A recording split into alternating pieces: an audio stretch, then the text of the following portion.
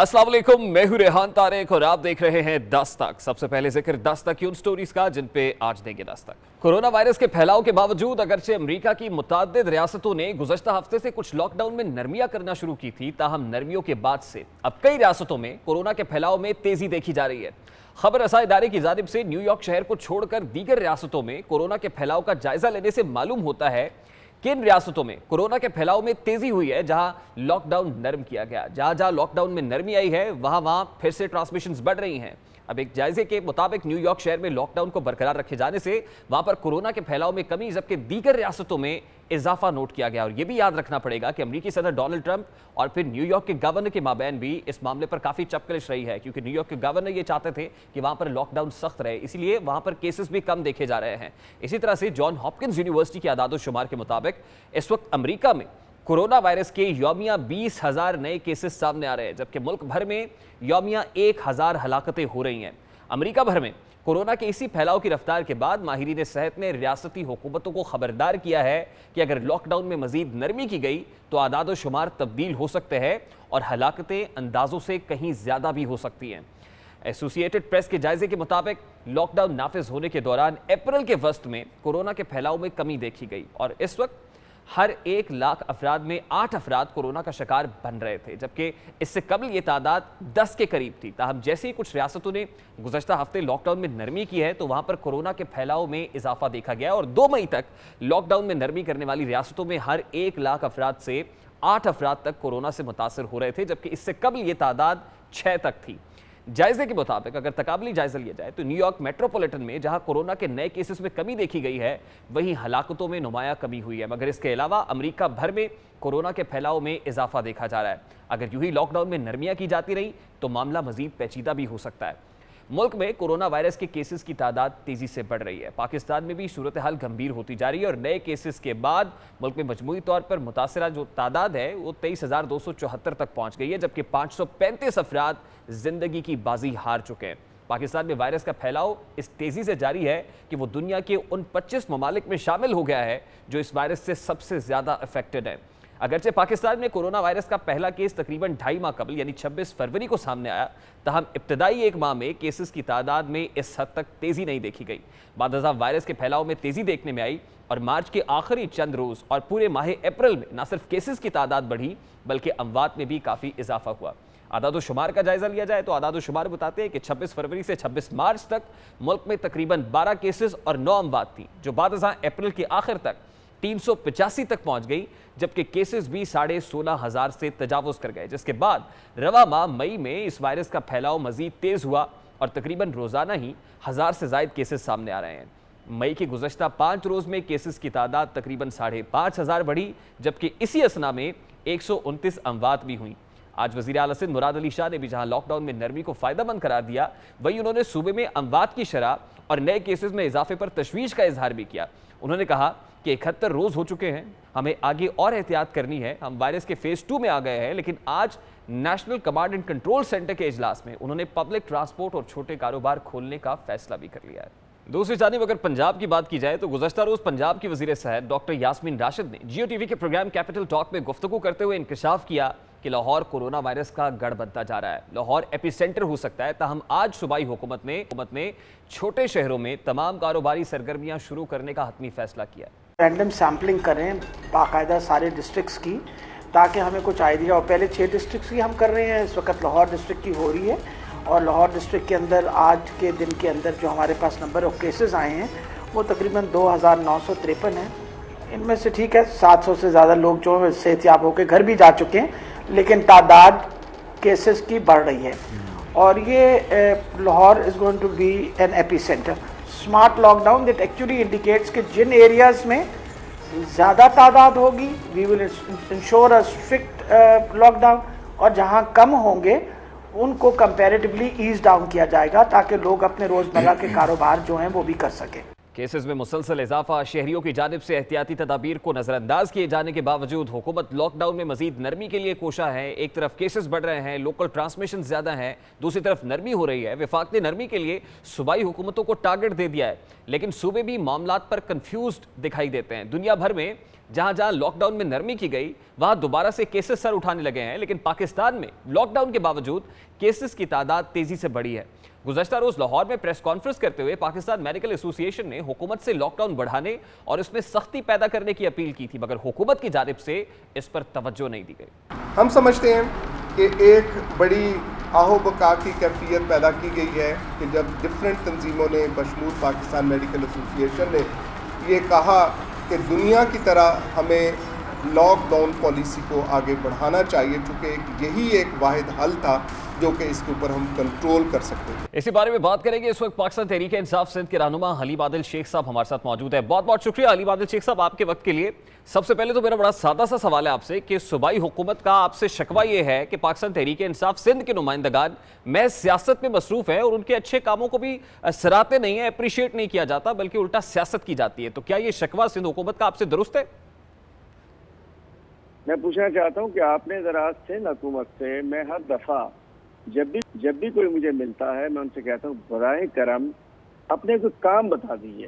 काम जिसे काम कहते हैं ना, एलानात, दावे, नादिरशाही ऑर्डिनेंस, नादिरशाही कानून, लॉकडाउन कर दो, बंद कर दो, अंदर कर दो, बाहर कर दो, इसके अलावा उन्होंने ग्राउंड पे रिलीफ में अमली तौर पे एक काम बता दीजिए, बस तो हमारा गिला खत्म हो जाएगा। उन्होंने सारा जोर दिया अपनी मीडिया मैनेजमेंट पे, अपनी मार्केटिंग पे, और शायद नासिर शाह साहब ने इंफॉर्मेशन मिनिस्ट्री को अच्छे तरीके से इस्तेमाल करते हुए शुरू के 20 दिन तो लग रहा था कि वही सब कुछ कर रहे हैं। जब मुड़ के देखा तो ग्राउंड पे कुछ भी नहीं था। हम भी उनके साथ वाह से वाह कर रहे थे, आप भी वाह से वाह कर रहे थे। हम उनसे पूछते हैं बताइए तो सही आपने किया क्या। हलीम आदिल शेख साहब, सबसे पहला क्रेडिट जो सिंध हुकूमत लेती है वो ये लेती है कि प्रोएक्टिव अप्रोच रही है कि सबसे पहले हमने इनिशिएटिव्स लिए, उसके बाद दीगर सूबों ने हमें फॉलो किया। दूसरा, सईद गनी साहब आज ये कह रहे थे, उनका ये कहना है कि हम तो वही कर रहे हैं जो वफाक कह रहा है, नेशनल कमांडर ऑपरेशन सेंटर से जो अहकाम जारी हो रहे हैं मिनवान उस पर अमल कर रहे हैं। तो फिर सिंध में जो पाकिस्तान तहरीक इंसाफ के नुमाइंदगान है वो देखे तो सही कि वफाक दुरुस्त कर रहा है, वफाक गलत कर रहा है। दो बातें हो गई ना, दो बातें। एक तरफ उन्होंने कहा कि जो हम कर रहे हैं वो बच्चिया पाकिस्तान कर रहे हैं, फिर वो कह रहे हैं कि जो वफाक कर रहे हैं वो हम कर रहे हैं। इशू ये मेरी सुन लीजिएगा, आपको बता दूं, ये 26 फरवरी को जब पेशेंट आता है पहला कोरोना का, अगले दिन से ये इजलास शुरू कर दे, इजलास नोटिफिकेशन 17 मार्च को कहते हैं लॉकडाउन करेंगे। 22 मार्च को उस मीटिंग में हम शामिल थे, मैं खुद शामिल था उसमें। वहाँ इन्होंने बताया था कि जी हम 20 लाख लोगों को राशन देंगे, हम लॉकडाउन करने जा रहे हैं, हम बच्चे जो बच जाएंगे उनको हम SMS के थ्रू 3-3 हज़ार रुपए देंगे, और हम घर में लोगों को जिसकी कोई तबीयत खराब होगी हम उसको घर जाके टेस्ट करेंगे, उसको हम ट्रीटमेंट देंगे, और इसके दौरान अगर मरीजों को कोई मसला हो गया तो हम उनको घरों पर एम्बुलेंसेज प्रोवाइड करेंगे। ये बड़ी इतनी आइडियल इन्होंने सिचुएशन दी। हमने कहा फिर तो कर दीजिए, कर्फ्यू लगा दीजिए। बेशक वह क्या जो 20 लाख का राशन हवाओं में चला गया, खलाई मखलूक के पास चला गया, इसलिए चाहिए। हम नॉर्वे नहीं है, हम यूरोप नहीं है, हम अमेरिका नहीं है, यहाँ भूखे लोग हैं बेचारे, घरों में उनके राशन नहीं है, खाना नहीं है, 2 वक्त की रोटी नहीं है, मेजॉरिटी मजदूर की राशन गुम हो गया इनका। और ट्रीटमेंट की हाल, कल मुस्तफा साहब ने कहा था टी पता नहीं ट्रेसिंग, टेस्टिंग एंड ट्रीटमेंट, खास ट्रीटमेंट हो रहा है। तो इन्होंने सिर्फ, मैं बताऊं इन्होंने किया क्या, इन्होंने खौफ फैलाया, इन्होंने झूठी बातें की। क्या एक हफ्ता पहले मुराद अली शाह साहब कह रहे थे कि हमारे अस्पताल भर गए, जबकि सिंध के अस्पतालों में सिर्फ 1233 मरीज दाखिल है, सिर्फ 1233 मरीज दाखिल है। और आपने ये भी देखा कि जबकि इनके कल मुर्तज़ा वहाब साहब ने कहा कि 283 हमारे पास वेंटिलेटर्स कराची में थे, उसके बावजूद एक डॉक्टर फुरकान साहब को वेंटिलेटर नहीं मिलता है। एक वीडियो रिकॉर्ड चल रहा है, वॉइस रिकॉर्डिंग चल रही है, एक खातून को डीसी ऑफिस फोन करता है, वो बेचारी मर चुकी होती है। बिल्कुल ठीक है, साहब किसकी गफलत थी वो रिपोर्ट भी सामने आ गई है। मेरा आपसे बड़ा सादा सा सवाल है कि सर क्या सिंध, जहां पर लोकल ट्रांसमिशन के केसेस भी बढ़ रहे हैं, 80% लोकल ट्रांसमिशन है, तो सिंध जैसा सूबा लॉकडाउन में नरमी का मुतहम्मिल हो सकता है? मैं पूछना चाहता हूँ, सिंध जैसा सूबा जरा मुझे बता दे कि 6 करोड़ लोगों में जिसमें 70% जो है बेचारे 2 वक्त की रोटी उन्होंने बाजार से लेकर आनी है, बाहर निकलना है, तो मुझे बताए सिंध जैसा सूबा उनके लिए क्या कर रहा है। मजबूरी है, हमारा मुल्क इस पोजीशन में नहीं है, हमारी इकोनॉमी तबाह हो जाए। मैं तो कहता हूँ सिंध में एक घिनौनी साजिश के जरिए कराची को जैम करके पूरे पाकिस्तान की मईशत तबाह करने की कोशिश की जा रही है, ताकि इमरान खान साहब नाकाम हो जाए, पाकिस्तान नाकाम हो जाए, और उसके बाद कहेंगे जी हमारे पास फ्रेश पीस पड़ा हुआ है, इसको पाकिस्तान में इस्तेमाल कर लो। मैं कह रहा हूँ सिंध में देखें, हम नहीं कहते लॉकडाउन खत्म करें, पंजाब का लॉकडाउन डिफरेंट है, KP का डिफरेंट है, बलोचिस्तान का डिफरेंट है। यहाँ तो वो लॉकडाउन है कि जहाँ 10,000 से ज्यादा नौजवानों को डबल सवारी और डीजल उसके ऊपर जेलों में डाल दिया गया है, जहाँ बिजनेस कम्युनिटी के लोगों को गिरफ्तार कर लिया गया है, जहाँ मोहम्मद अली तब्बा जैसे लोगों को SHO ने उठा के लॉकअप कर दिया है।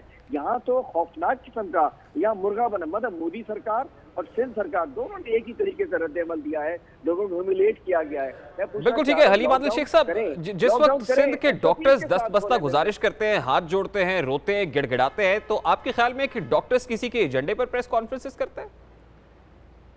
जरा डॉक्टर्स जो करते हैं वो बिल्कुल ठीक करते हैं। डॉक्टर्स को सिर्फ उनका मरीज से ताल्लुक है, लेकिन डॉक्टर को ये नहीं पता कि जो भूखे लोग, जो बेचारे बगैर दो वक्त की रोटी के लोग घरों में बैठे, उनके लिए किसी सोचना है। डॉक्टर ठीक करते हैं ना, डॉक्टर तो अपने मरीज को और अपने वास्ता होता है उसका।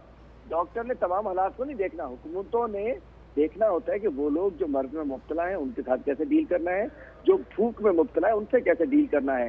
तो डॉक्टर्स जो हैं वो मुल्क की पॉलिसी नहीं बना सकते। यहाँ जो है लाखों लोग बेरोजगार हो रहे हैं, लाखों बिजनेस बंद हो रहे हैं, लोगों के घरों में फाके पड़ रहे हैं, मुल्क की इकोनॉमी तबाह हो रही है। देखिए ना, हमारे पास स्पेन में हमारे से 300 गुना ज्यादा, बरतानिया में ज्यादा हुई है, हर जगह। यहाँ तो 10 लाख में 2 लोगों की डेथ हुई है। बात है कि लोकल ट्रांसमिशन कंट्रोल करने के लिए कुछ होना चाहिए था। सिंध ने सिवाय ड्रामा करने के शोर, यहाँ हुआ क्या क्वारंटाइन सेंटर में, आप सुनिए मेरी बात, तो ये कहते हैं हम जी टेस्टिंग और ट्रीटमेंट कर रहे हैं। वो नॉर्दर्न बाईपास पर क्वारंटाइन सेंटर बना हुआ है, जो बाहर से लोग आते हैं, वहाँ 600-700 लोग बंद पड़े हुए हैं। परसों एक बंदे को वहाँ बंद किया गया, नेगेटिव था, उसको दिल का दौरा हुआ, उसको नहीं लगाएगा, वहीं मर गया बेचारा। और वहाँ 700 लोगों को गाय, बकरी, भैंसों की तरह वहाँ खाना दिया जा रहा है। ड्रमों के अंदर, टैंकर ड्रमों पानी डालते बाहर से आए हुए लोग हैं। आज के ऐसे नहीं हो सकता। डॉक्टर के साथ क्या हुआ, जिला अस्पताल में एक मरीज ने 3री मंजिल से छलांग लगाकर खुदकशी करके जान दे दी सिविल हॉस्पिटल में।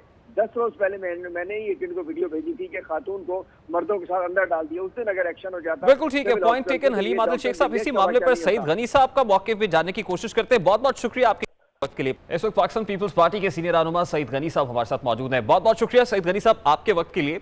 सर, सबसे पहले तो ये बताइएगा कि लॉकडाउन में नरमी के हवाले से सिंध हुकूमत की क्या तजावीज़ है जो आपने national command and operation centre के साथ शेयर की हैं? देखिए, आज NCO मीटिंग में जो प्रपोजल था वो उनकी तरफ से आया था और उनकी तजावीज़ पर जो है वो बातचीत की गई, तमाम सूबों से राय ली गई। और उसमें एक तजवीज़ थी जिस पर तकरीबन तमाम सूबों ने उसकी मुखालफत की। वो ये था कि हमारे एयरपोर्ट्स पर जो है वो डोमेस्टिक फ्लाइट जो है वो चलनी चाहिए, ट्रेन्स को जो है वो चलना चाहिए, और जो हमारी ट्रांसपोर्ट है, inter provincial transport, inter district transport है, उसको चलना चाहिए। तो उस पर तमाम सूबों का ये ख्याल था कि ये जो आमद और रफ्त के ज़राए ये सारे बंद रहने चाहिए। उसके अलावा टाइमिंग्स का उनका एक था कि सुबह से लेकर शाम 5 बजे तक, 6 बजे तक, उसके बाद 8 से 12 तक हो। तो उस पर हमारा ये ख्याल था, हमने जो राय दी हुई थी कि सुबह 8 से लेकर 5 बजे तक जो है वो करें और उसके बाद आप ना करें, ताकि मार्केट हमारी 5 बजे बंद हो जाए। जो इंडस्ट्रीज हैं उसमें ये कहा गया है, जो तजवीज़ आई थी गवर्नमेंट की तरफ से, कि तमाम इंडस्ट्रीज जो हैं वो बंद रहेंगी सिवाय कंस्ट्रक्शन के इंडस्ट्री के, और उसके साथ जो एलाइड उसके जो मार्केट्स हैं वो खुलेंगी। बाकी जो मॉल्स हैं वो उनकी तजवीज़ थी कि बंद रहने चाहिए, जो स्कूल्स हैं वो बंद रहने चाहिए, जो मार्केट्स हैं वो बंद रहनी चाहिए। उसके अलावा जो ये बड़ी गैदरिंग्स होती हैं, चाहे वो पॉलिटिकल हों, शादियों की हों, कोई और इस तरह की चीज़ होती है, वो सारी बंद रहनी चाहिए। तो तजावीज़ NCOC में सेंट्रल गवर्नमेंट की तरफ से आई थी, उस पर तमाम सूबों ने अपनी अपनी राय का इजहार किया। बिल्कुल सईद गनी साहब, आप इंट्रासिटी बस सर्विस तो आप कह रहे हैं कि आप लोग चलाएंगे, लेकिन इंटरसिटी बस सर्विस बंद रहेगी, इसी तरह ट्रेन सर्विस की बहाली पर जो है मुखालफत कर रहा है, तो इस हवाले से तनकीद की जाएगी। फिर यकीनन ईद करीब आ रही है, लोगों को अपने घरों को जाना है, वो लोग जो अपने कारोबार की गरज से, नौकरी की गरज से यहाँ पर सकूनत पजीर है, वो वापस जाएंगे। तो उस वक्त एक बहुत बड़ा फिर ब्लेम उठेगा सिंध हुकूमत के ऊपर कि आपने लोगों को ईद के लिए जाने नहीं दिया। मैंने आपसे अर्ज किया कि सिर्फ सूबा सिंध में नहीं, पंजाब ने भी इसकी मुखालफत की, खैबर पख्तूनख्वा ने भी इसकी मुखालफत की, और मुझे जहाँ तक याद पड़ता है बलूचिस्तान ने भी की। इसके हक में शायद किसी ने बात नहीं की, जो मुझे याद पड़ता है। उस पर मैं थोड़ा बहुत गलत हूँ, लेकिन मेरी जो याद में तो मुझे आता है किसी सूबे ने भी इसकी हिमायत नहीं की कि लोगों की आमद-ओ-रफ्त जो है। देखिए, एक और चीज़ ध्यान रखनी चाहिए कि जो लोग नॉर्मल हालात में आते जाते रहते, कोई बड़ा प्रॉब्लम नहीं है, लेकिन अगर लोगों की आमद-ओ-रफ्त पे कुछ रिस्ट्रिक्शंस लगाई जा रही हैं चारों सूबों की तरफ से, तो ये उन लोगों के अपने लिए बेहतर है, उनके हक में बेहतर है इसलिए कि खुदा न खास्ता अगर कोई शख्स यहाँ जिसको ये वायरस है वो कहीं जाता है अपनी फैमिली में किसी और इलाके में, तो वो उनको इन्फेक्ट करेगा। और अगर वो यहाँ ठीक है और वहाँ जहाँ जा रहा है वहाँ कोई इन्फेक्ट है तो वहाँ उसको ट्रांसमिट हो सकता है। तो बुनियादी जो इसका सबब है वो यही है कि लोगों की आमद-ओ-रफ्त को महदूद किया जाए और कोशिश की जाए कि किसी एक जगह तक वो लोग रुके रहे। तो अगर आप शहरों के दरमियान, सूबों के दरमियान लोगों को आने जाने देंगे तो फिर इस वायरस को कंट्रोल करना बहुत मुश्किल हो जाएगा। और तालीमी इदारों को खोलने के हवाले से, क्योंकि आपके पास खुद जो है वजारत तालीम का कलमदान है, तो इस हवाले से सिंध हुकूमत की स्ट्रैटेजी क्या है? क्योंकि केपी ने तो ऐलान किया 1 जून से तालीमी इदारे खुल जाएंगे, तो सिंध हुकूमत इस हवाले से क्या हिकमत अमली अपनाए हुए है सईद अली साहब? देखिए, हमारा ये ख्याल है कि 1 जून को जो हमने स्कूल खोलने का ऐलान भी किया और उसके बाद हमने पूरा एकेडमिक प्लान दिया था कि किस तरह से एग्जाम्स होने हैं, कब एडमिशन होने हैं, कब नई क्लासेस शुरू होनी है, तो पूरा एक प्लान हम पहले दे चुके थे मार्च में। अब हमें लग ये रहा है कि हम 1 जून को स्कूल नहीं खोल सकेंगे। तो हमारे पास सूबा सिंध में एजुकेशन पर एक स्टीयरिंग कमेटी हमने बनाई है जिसमें तमाम स्टेक होल्डर्स हैं, माहिरीन हैं तालीम के, हमारे जो एग्जामिनेशन बोर्ड है उनके चेयरमैन हैं, प्राइवेट स्कूल के एसोसिएशन के नुमाइंदे हैं। हम सब बैठकर इत्तेफाक के राय से पूरी पॉलिसी बनाते हैं, फिर उसको अनाउंस करते हैं।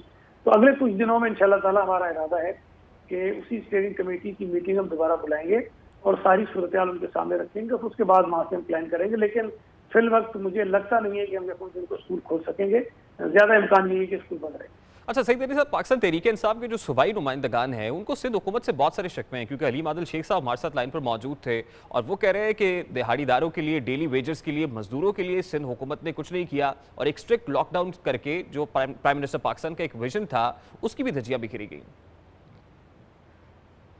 यार मेरा ख्याल है कि छोड़ अलीम आदिल शेख जैसे लोग हैं ना, वो किसी सूरत में मुतमईन नहीं होते हैं। उनके टारगेट कुछ और हैं, उनके मकासद कुछ और हैं। उनका मकसद ये नहीं है कि लोगों को किसी तरह कोई इस वबा से बचाने की कोशिश की जाए। वो तय करके आए हैं कि लोग जाएं, भाड़ में लोगों का जो असर होता है होता रहे। इन्होंने सिंध हुकूमत के खिलाफ झूठी खबरें भी चलानी है, ये फेक ऑडियोज बनाते हैं वो रिलीज करवाते हैं, फेक वीडियोज बनाते हैं वो रिलीज करवाते हैं। इनका काम यही है, तो इनको छोड़ दें। मैं किसी सवाल का जवाब देना नहीं चाहता। ठीक है, बहुत बहुत शुक्रिया सईद गनी साहब आपके कीमती वक्त के लिए। पाकिस्तान पीपल्स पार्टी के सीनियर रहनुमा सईद गनी साहब हमारे साथ गुफ्तगू आपने सुनी।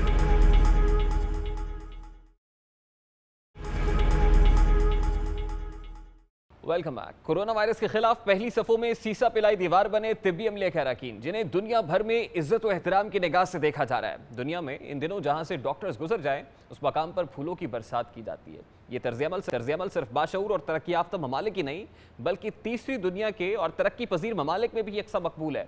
लेकिन पाकिस्तान में ऐसा बिल्कुल भी नहीं है। डॉक्टर्स हुकूमत और अवाम से हाथ जोड़कर कोरोना के मामले पर संजीदगी की अपील करते हैं, लेकिन ना अवाम और ना ही हुकूमत इस मामले को संजीदा ले रही है। इस वक्त मुल्क भर में दर्जनों तिब्बी अमले के अरकान कोरोना वायरस का शिकार हो चुके हैं, जबकि 3 डॉक्टर्स जान की बाजी भी हार चुके हैं। अभी कल ही की बात है, कराची में डॉक्टर फुरकान कोरोना के बायस इंतकाल कर गए। उन्हें शहर कायद में चंद सांसें उधार लेने के लिए वेंटिलेटर तक दस्तयाब नहीं हो सका। एक जानिब दुनिया डॉक्टर्स पर गुलपाशी कर रही है, उनका इस्तकबाल किया जा रहा है, जबकि दूसरी तरफ पाकिस्तान में तिब्बी अमले को हिफाजती सामान दस्तयाब है और अगर वो बीमार हो जाए तो उन्हें मुनासिब तिब्बी सहूलियात भी नहीं दी जाती। ये मामला ऐसा क्यों है? एक ब्रेक लेंगे और ब्रेक के बाद जब वापस आएंगे तो मेरे रियासत के दर पर दस्तक देंगे। हमारे साथ रहिए। रमज़ान मुबारक का महीना जहां उम्मत मुस्लिमा के लिए रहमत, मग़फ़िरत और जहन्नुम से निजात का पैगाम लाता है, वहीं ये अशराब पिसे हुए तबकात को ऊपर उठाने का बायस भी बनता है। इस माह मुक़द्दस में सदक़ात व खैरात और ज़कात के लिए मुस्लिम उम्मा माशरे में कसम पुरसी की ज़िंदगी गुजारने वाले अफराद की मदद करते हैं। इस माह मुबारक में मसाजिद आबाद होती हैं, कुरान अलमारियों से निकल कर इंसानों के हाथों में आ जाता है, किताब इलाही के इसरार और रमूज़ से आगाही रमज़ान के महीने में होती है। लेकिन इस माह मुबारक ये ऐसे वक्त में आया है जिसमें मसाजिद की रौनकें बहाल होना नामुमकिन था। मुस्लिम उम्मा इज्तिमाई इबादात की बजाय इनफरादी ज़िक्र व अज़कार के ज़रिए माह मुबारक के फ़यूज़ व बरक़ात समेट रही है। लेकिन लॉकडाउन और समाजी पाबंदियों के बाद दीनी मदारिस के लाखों तलबा व तालिबात, हज़ारों हुफ़ाज़े कराम और इमाम इस माह मुक़द्दस में मसाइल का शिकार हो चुके हैं। मेरे रियासत एक मस्जिद का इमाम सारा साल इस आस पर जीता है कि रमज़ान मुबारक में मस्जिद में ड्यूटी देने के बाद उसे ईद पर नए कपड़ों का जोड़ा मिल जाएगा। चंद हज़ार रुपये में काम करने वाले इमाम रमज़ान में जमा होने वाली ईदी को अपना सालाना बोनस समझता है। इन अइम्मा में से अक्सर का माहाना वजीफ़ा मुल्क में मजदूर की उजरत से भी कम होता है। मेरी रियासत अपने सीनों में कलाम इलाही की इमानत महफूज रखने वाले हुफ़ाज़े कराम सारा साल बार बार कुरान को दोहराते हैं कि रमज़ान मुबारक में उन्हें मुनासिब आमदनी मिल जाएगी। मेरी रियासत अब तो मसाजिद में रमज़ान की रौनकें नहीं लगी, तरावी की महाफिल नहीं सजी, शबीना के रूह परवर इज्तिमात का इनेकाद नहीं हो सका, जिसके बाइस हज़ारों हुफ़ाज़े कराम मसाइल का शिकार हो गए हैं। मेरी रियासत यही नहीं, मुल्क भर में चलने वाले सैकड़ों दीनी मदारिस इसी माह मुबारका के दौरान सदक़ात व खैरात जमा करते हैं और इसी रकम से अगला सारा साल मदारिस का निज़ाम चलाया जाता है। मेरी रियासत इस वक्त मुल्क भर में मुखय्यर हजरात की तरजीहात बदल चुकी हैं। मसाजिद के अम्मा मसाइल का शिकार हैं, हुफ़ाज़े कराम भी जहनी कशमकश में मुब्तला दिखाई देते हैं। मेरी रियासत क्या ये रियासत मदीना इन मदारिस के लाखों तलबा व तालिबात, असातिज़ा, आइम्मा और हिफ़ाज़े कराम के मसाइल का हल तलाश करेगी? क्या हुफ़ाज़े कराम के दर पर भी कोई पहुँचेगा? मेरे रियासत क्या आपके मुशीरों ने ये नहीं बताया कि इस ईद पर कितने सफ़ेद पोश अफराद का भरम टूटने का खदशा है? क्या किसी ने आपके कान में ये सरगोशी नहीं की कि मसाजिद के मीनारों से जो फ़र्द अल्लाह की वहदानियत का पैगाम सारी दुनिया तक पहुँचा रहे हैं वो ख़ुद किस तकलीफ़ में मुब्तला हैं? मेरे रियासत उन अफराद के बारे में भी आपको सोचना होगा ताकि इस ईद कोई इमाम मस्जिद अपनी औलाद के सामने शर्मिंदा ना हो, कोई हाफिज़ ईद के मौके पर ख़ुद को ना कोसे, मदारिस के तलबा जब लॉकडाउन के बाद दोबारा आएँ तो उन्हें जान के लाले ना पड़े हों। रियासत यकीनन आप ऐसा कर सकते हैं क्योंकि आपका फ़र्ज़ है। ये तो था आज का दस्तक। आपसे मुलाकात होगी कल। अपना रखिएगा ख्याल। अल्लाह हाफ़िज़।